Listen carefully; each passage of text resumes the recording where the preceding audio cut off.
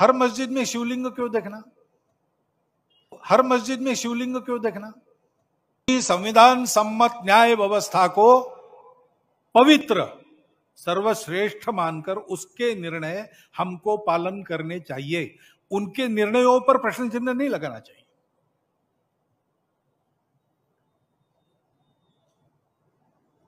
और ठीक है, प्रतीकात्मक कुछ हमारी विशेष श्रद्धा थी, ऐसे स्थानों के बारे में हमने कहा, लेकिन रोज एक मामला निकालना नया, यह भी नहीं करना चाहिए। हमको झगड़ा क्यों बढ़ाना है?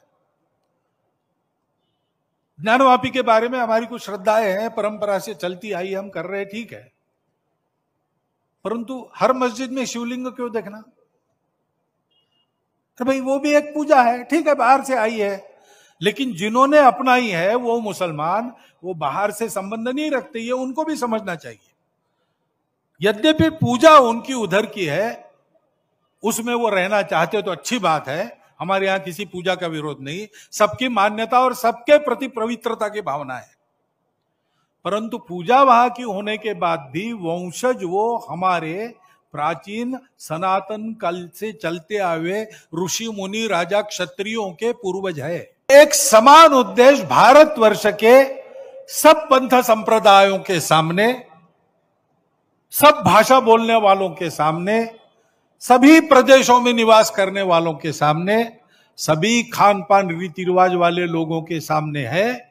यहां तक कि मेरा दावा है कि जिन्होंने कुछ ऐतिहासिक कारणों से विदेश से आई पूजा को स्वीकार किया, उनके भी अंतर्मन से जब आवाज निकलती है तो उनके सामने यही लक्ष्य होता है, क्योंकि वो भारत के हैं।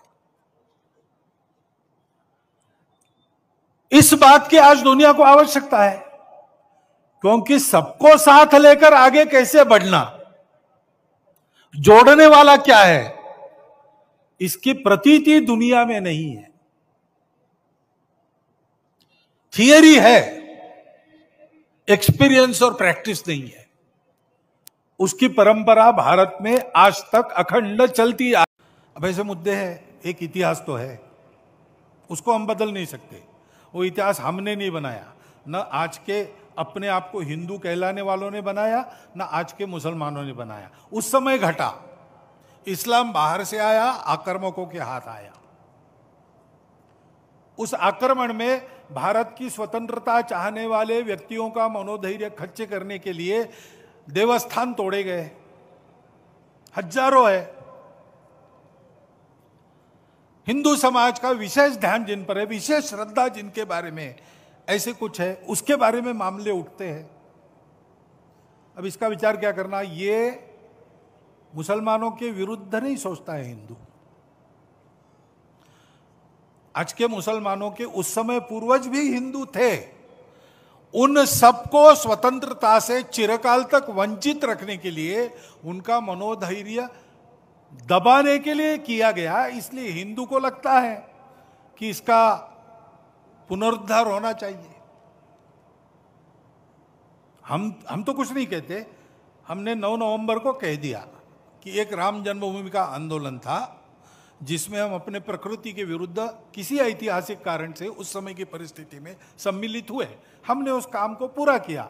अब हमको कोई आंदोलन वगैरह करना नहीं है, लेकिन इश्यूज अगर मन में है तो कुछ उठते हैं।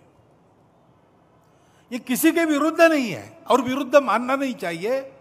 मुसलमानों ने तो नहीं मानना चाहिए, हिंदुओं ने भी ये नहीं करना चाहिए।